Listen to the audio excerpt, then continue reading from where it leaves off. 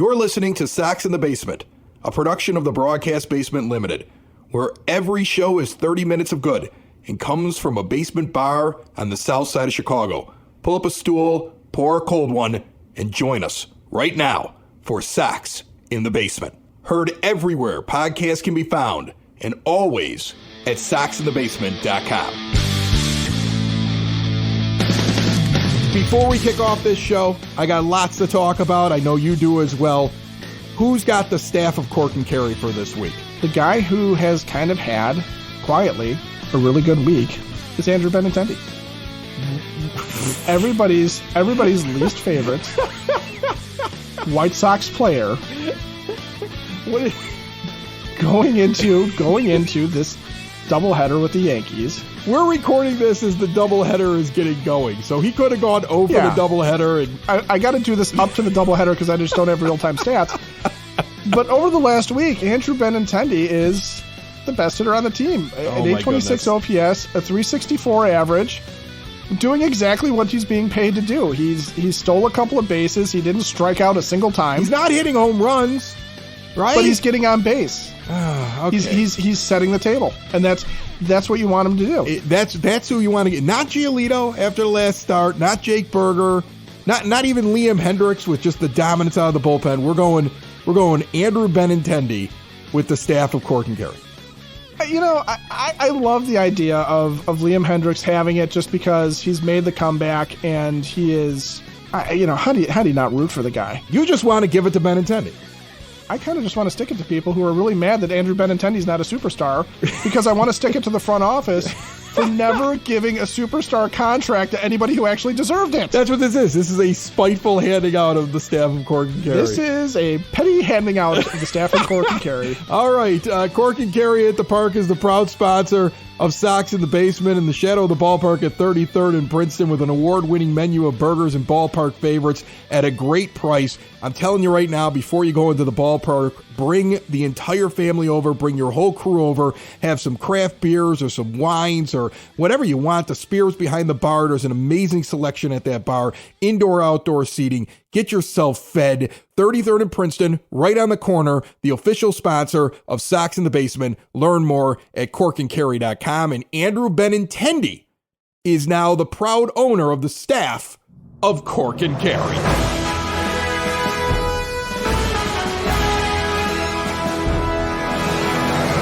Out of spite. Just concentrate on getting over 500. Just concentrate on getting back to being a winning baseball team. Concentrate on the fact that you got to get Jake Berger in the lineup every day.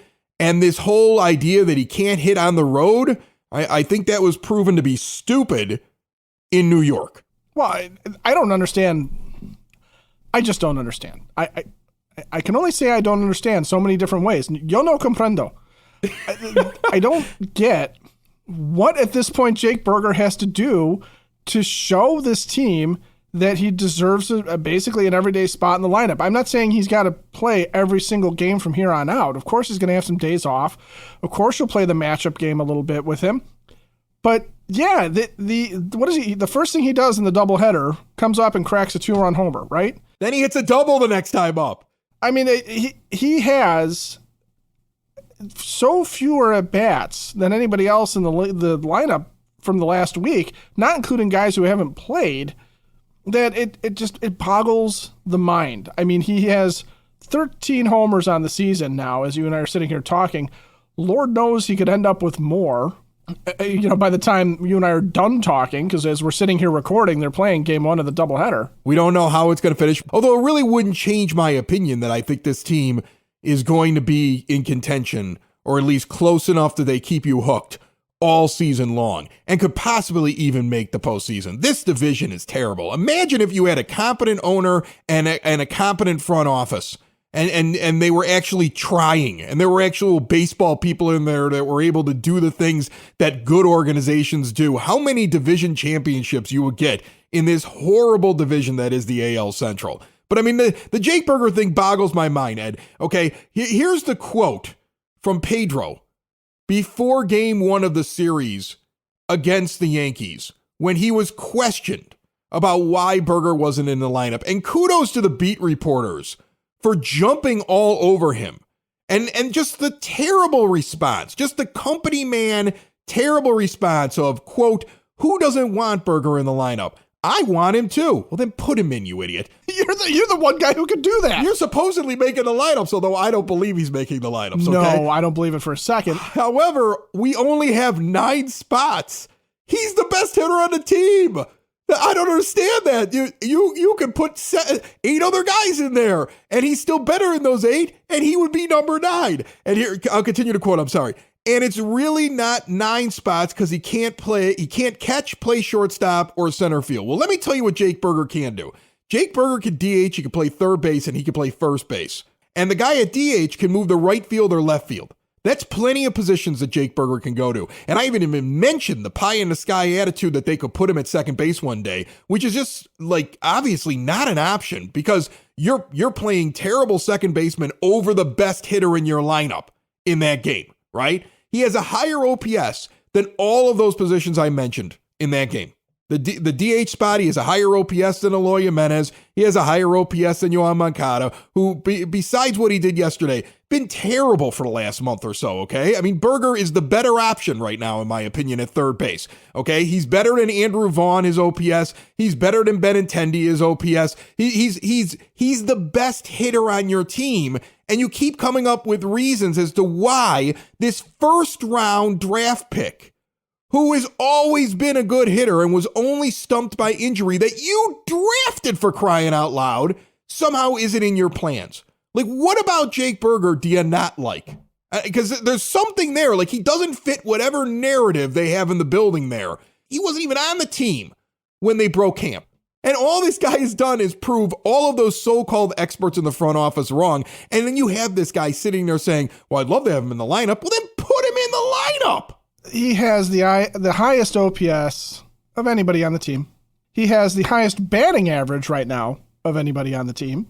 His slugging is the highest. His on-base percentage is right up there at the top. He's in the top 5 on the team, and yet he has 135 at-bats to, say, Andrew Vaughn's 226. And I'm not going to bag on Andrew Vaughn. Yeah, but it's okay, because guess what? I'd rather have Berger playing first base. And that's kind of where I'm going with it, is I don't want to sit here and bag on Vaughn, but Vaughn, frankly, is underperforming. He's got 7 homers. He's got 17 doubles. Those are pretty respectable numbers, but as a first baseman, that's really not cutting it when you've got a guy who's sitting there who has 13 home runs in about half as many at-bats. And to give you an idea of how kind of absurd not playing Jake Berger is, let's look at the American League home run leaders, where Jake Berger is currently 8th with his 13 home runs, right there with Rafael Devers. He is 1 behind Mike Trout. Luis Robert is there at 14.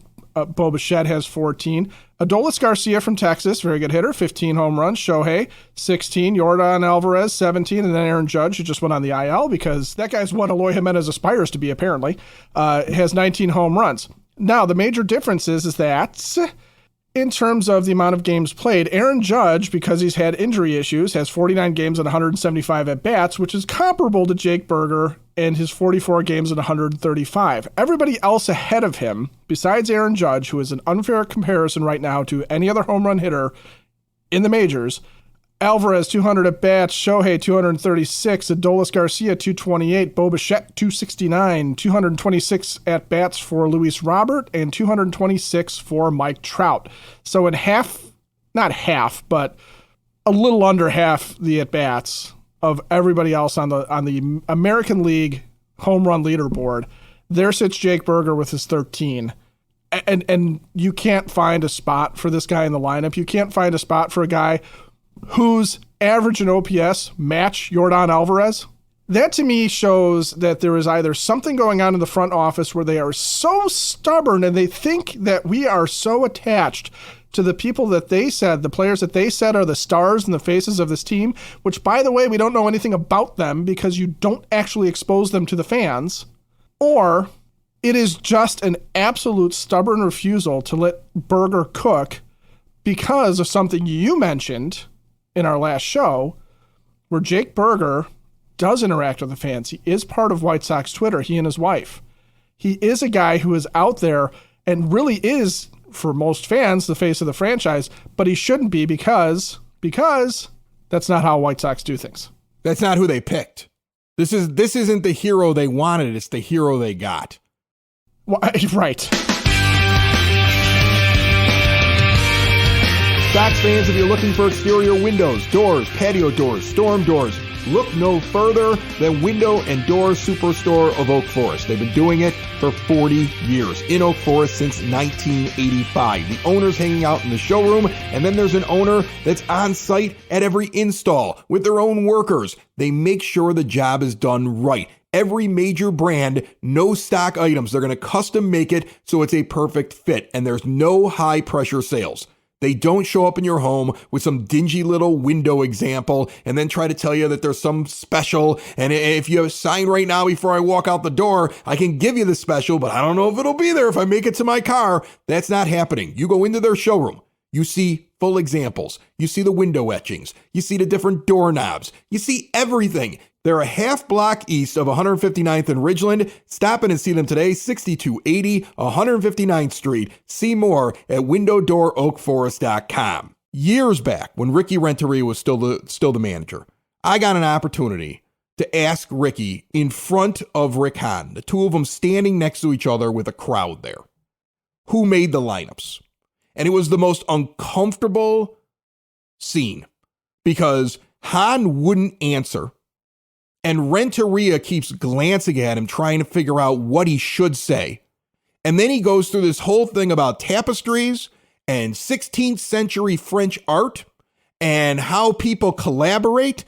And it was the most convoluted 10-minute response that never actually gave an answer. And by the moment it ended, and really in the middle of this ridiculous explanation because he couldn't answer who made the lineups, it was so obvious that the lineups come from the front office. And Pedro sounds the same when he has to answer questions about why Jake Berger isn't in the lineup. This team will never peel back the curtain far enough for you to actually know for sure. But you're right. It's very telling when the manager doesn't sit there and go, well, I do it, but within, Rick and I discuss, what we're looking to do to try and develop these players, blah, blah, blah, and give a straightforward answer. When he's sitting there talking about French cuisine or art or whatever it was he was talking about, yeah, you're sitting there going, well, gosh, I guess he's, probably not making the lineups. Rick's sitting there making the lineups. I am so tired, Ed, of the narrative that I keep seeing getting pushed. And I see it from fans. It gets thrown out there. This idea that, well, he can't hit on the road. And what about his splits? His splits against righties are better than most of the guys in the lineup. All right. He's still in the high 700s. I think he's like at 790 something for his career against right-handed pitching when it comes to his OPS. He's not a platoon player, but they keep trying to tell you that. And it doesn't make any sense to me whatsoever. Berger splits. Yes. Okay. So he is obviously a guy who hits extremely well at home. And for his career splits, which are, let's face it, very limited, very small sample size over the grand scheme of things, his batting average and his OPS are astounding at home, 313, 1.047. Away in 50 games, that's 60 games at home. Away in 49 games, 50 games now as we're talking. But I don't have updated stats, so we'll go with the 49, 185 with a 542 OPS. So he definitely does have statistically, he does have something different on the road. However, you're also talking this year about a guy who has emerged in a much different way than what we've seen from him in the past, right? He's actually getting an opportunity at every day at bats. He's getting an opportunity to go into different ballparks.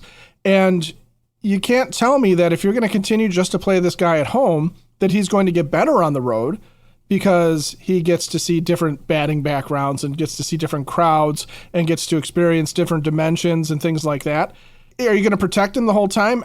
I'm a little baffled by that idea of, here's this guy who overall has proven to be one of the best and most reliable hitters on the team this year, but we're never going to play him on the road because statistically speaking, in the past, he has been bad on the road. And what does he do? He goes to Yankee Stadium, and the first thing he does is launch a home run into the bullpen. Next time up, he launches a double. The guy can hit. And what else do you have to lose at this point? First of all, this team should not be entering today's play 27-35. It should be 35-27. That's what we were told. Secondly, at this point, let the guy figure it out. Put him in the lineup on the road and see what happens. Yeah, if we get another 100 games under his belt between home and away, and we sit there and say, at the end of the season, my God, his stats at home versus on the road are just astoundingly different, then we maybe have something there. But for little bits and pieces of a couple of seasons, and then just a little bit of time that you've been putting him in the lineup here this season, let him figure it out. Let him see these other stadiums. Let him experience the road. He can only get better than where he's been, but not if you don't play him, and definitely not if you don't have any opportunities for him in the lineup on a regular basis, and he's sitting out road games. He's not going to. You can't develop consistency that way. It's a bad model to see, especially when you're in a mode right now where you got to figure out who's your core going forward. And that's why you got to fire Rick Hahn, fire Kenny Williams, Jerry should sell the team, and fire Chris Getz into the sun.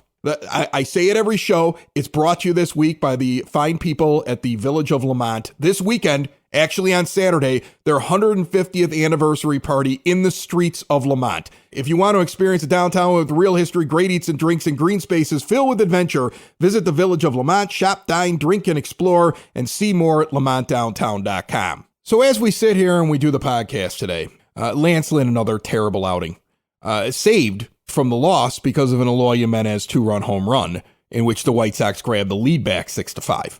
I mean, Lance Lynn is a problem. It's a problem that probably needs to be fixed if you really are buyers at the deadline like Kenny Williams said you were.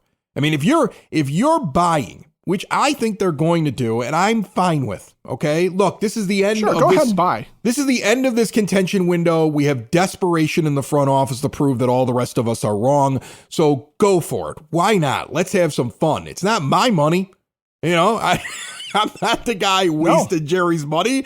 They are. So I would like to see them win some games. Like Dad and I are going to go sit in the guaranteed rate club for the St. Louis series. I would like to see them in contention and make that meaningful baseball while I'm sitting up there behind home plate in the 200 level, right? Like I want to see good baseball all year long that matters. So go ahead and be buyers. I'm fine with it. But if you're going to be a buyer, I think you need a pitcher because Lance Lynn's your 5th starter right now, in my opinion. You think I'm nuts for saying that? Because I would rather have Kopech in a playoff game, which you could have never have gotten me to say at the beginning of the year.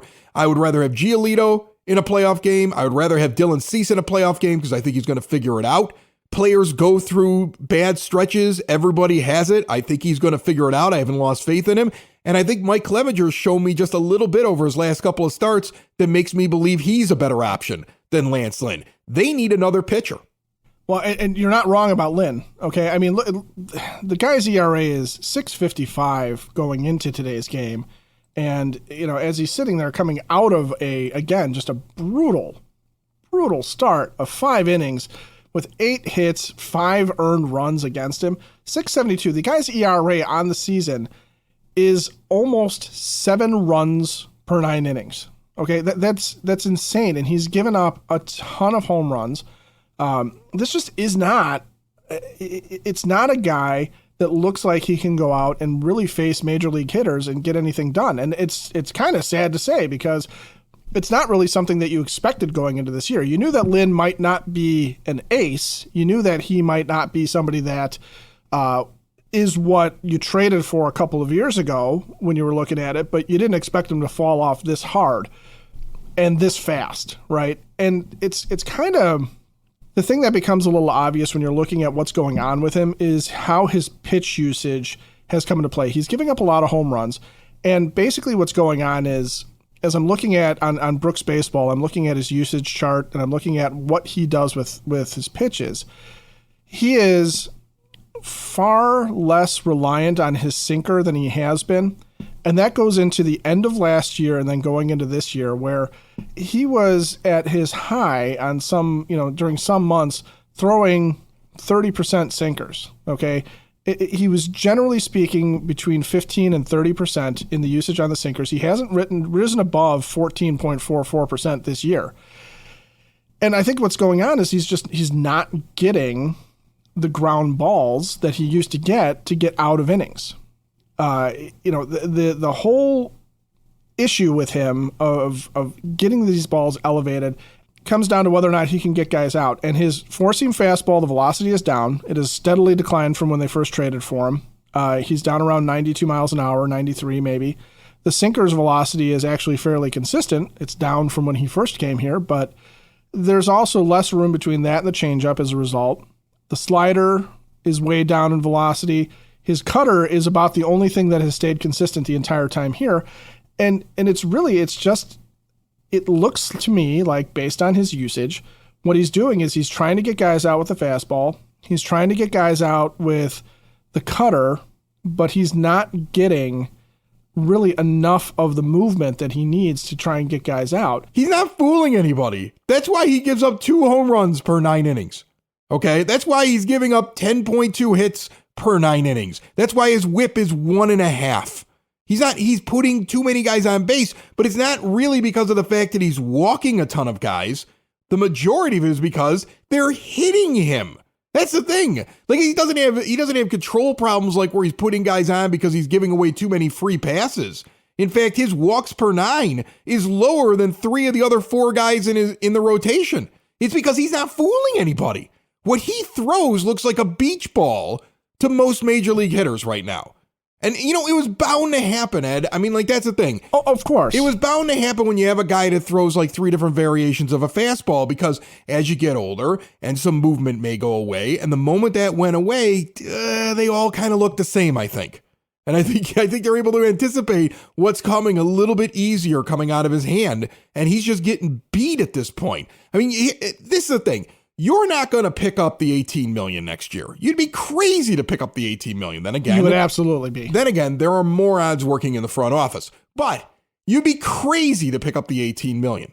So I think what you do is you go out and you try to find pitching right now. Sox in the Basement listeners, do the hard work. And if you're a hardworking man or woman on the South Side, you need to be outfitted properly. And that's why you should visit Red Wing Shoes in Evergreen Park, New Lenox, and Geneva. A work boots specialty store that carries sizes from 6 to 16 and feet as wide as 4E. A 115-year-old company that came out of Red Wing, Minnesota. And one of its largest stores in the entire Midwest is in Evergreen Park, Illinois, ever since 1976.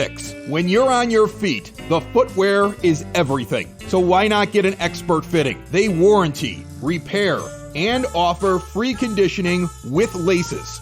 And they also carry Carhartt work clothing as well. Located at 3347 West 95th Street in Evergreen Park, Illinois, at 208 East Maple Street on Route 30 in New Lenox, or at 1749 South Randall Road in Geneva. Visit them today. You work hard. You've earned it. Red Wing Shoes. You know, I've said this on the show before. One of the smartest things that the front office has ever done under Kenny Williams was when he went out and he grabbed Freddie Garcia in an offseason when they probably didn't have a chance of making the playoffs. Remember, in 04... Yeah, at the trade deadline in 04, he goes out and he trades for Freddie Garcia, and everybody kind of looked around and went, what's he doing? Right, exactly. But he was doing it to get him in the building so we could have the first chance at him to be able to sign him long-term, because he knew he needed to add another big pitcher. And it was great outside-the-box thinking. And that's the kind of thinking you need to have right now. You need to go out, you need to make a trade to bring in a guy, even if it is on his last year, that you feel like still has years ahead of them, and that you think you can afford to bring back at the price tag you need. Rather than pick up the $18 million on Lynn, you can use that money to sign that guy, but you want to get him in the building. You want to, and that's the move that probably needs to be made. Now, an even greater move would be able to trade for a guy who's got like 2 years left. Or a young guy, like go get these A's, you know, go knock on their door. They're a crappy team that's got a few pitchers that actually have very low whips and actually are very effective, that are surrounded by terrible talent that may be a little bit controllable, but aren't on a lot of people's radars. Like, do a little bit of like scouting. That would be the greatest thing, and grab a pitcher that maybe isn't as valued as they should be, that you would have control over for a couple of years, and that is going to be a part of your lineup. It can help you this year and beyond. But you should be grabbing a pitcher, no matter what. That's, if you're going to be a buyer, you need another starting pitcher.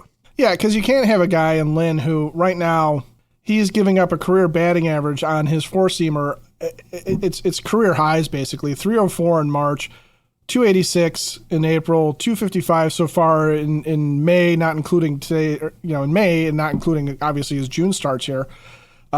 His sinker, he's giving up a 308 average on it in May. His changeup was 571. It was 750 the batting average on it in April. He's just getting hit. He's getting hit hard, and his out pitch, his cutter, the thing that was kind of separating him, he's almost at 300 on those as well. 273 in March, 256 in April. He's a little bit better, and 282. When he first got here, that was in the 100s, 125, 175. You would see it, except for the end of 21 when we know that he started to struggle when his knee was bothering him. That's the only time he started really having any issues with it. And even that in the October in the playoffs, it was a 182 on the cutter in the batting average against. So Lynn is just getting knocked around. And that's usually a sign that a pitcher either has to make another radical adjustment, or at age 36, it might just be a sign that Lance Lynn's he's just not getting the movement. He's not getting the placement. He's not getting the depth on the pitch. He's not deceiving anybody, and you need to have something. And you're right. It may take something like going out and saying, okay, this is a selling team that is looking to move a pitcher that has nothing left on their contract. It was a one and done type of a thing, and trying to bring him here and get him signed like Freddie Garcia, or sitting there and going to the A's and saying, hey, look, we're going to give you some of our prospects here because you're in a perpetual rebuild. So we're going to go get a guy like, say, J.P. Sears, okay, a left-hander. That's exactly who I was thinking of. And I knew exactly who you were talking about when you said it. I was thinking of. We're going to go get J.P. Sears, and we're going to have to overpay a little bit, and that might be the one big trade that Rick Hahn can make using this farm system. But maybe that's what they need to go and do, and sit there and do that. There's all sorts of options here for them. But yeah, I do believe Kenny Williams that they will be buyers. But if they go out and try and do something where it's like, okay, we're going to go buy another bat, and that bat is going to take ABs away from Berger, or it's going to, whatever. That's what would frustrate me. Listen, you know what they should get? They should go out and they should get themselves like a corner outfielder or a first baseman that like is really stocky, doesn't run very well, and like, is injury prone. And can't really catch when he plays in the outfield. Yeah, that's what they should go do. They don't have any of those. No, that'd be perfect. That'd be perfect. You know what they should never do? What? Draft, sign, or trade for a second baseman ever again. That's ridiculous. What do you need one of those for? No, you'd never need one of those. I was looking at the All-Star ballot. And, oh yeah. And because I want to vote for Jake just because I got an email from a guy who was like, I know Jake Berger's your boy. Look, Jake Berger's a nice guy. He's been on the show before. He's not the only player that's ever been on the show before. And, and it doesn't matter if he's a nice guy. I just think that the guy should be playing more. Okay. Trust me, Jake Berger starts playing badly. I'll be like, what the heck's wrong with Jake Berger? I'll be yelling about him. Okay. I don't think that's going to be a problem though for a while, because I think that guy's a real hitter. But I wanted to vote for him, because I was like, I want to throw my support. I think it would be great if Jake Berger made the All-Star game when he's still being treated like a platoon player by a franchise that doesn't seem to want to feature him in any way, right? I would love that. Right. Like, that would be amazing. The problem is, as I'm going through my ballot, and generally what I do is I look for guys that hit for good average, hit home runs, have high OPSs. Like, I'm looking for that because, you can't watch every baseball game. I know who the stars are. I know who's a good defensive player generally. And so, like, I'm kind of trying to take everything into account when I'm making my ballot. And I get to the DH spot where Berger's at. And wow, I really wish he was in the third base spot, because how do you vote for him over Shohei Ohtani?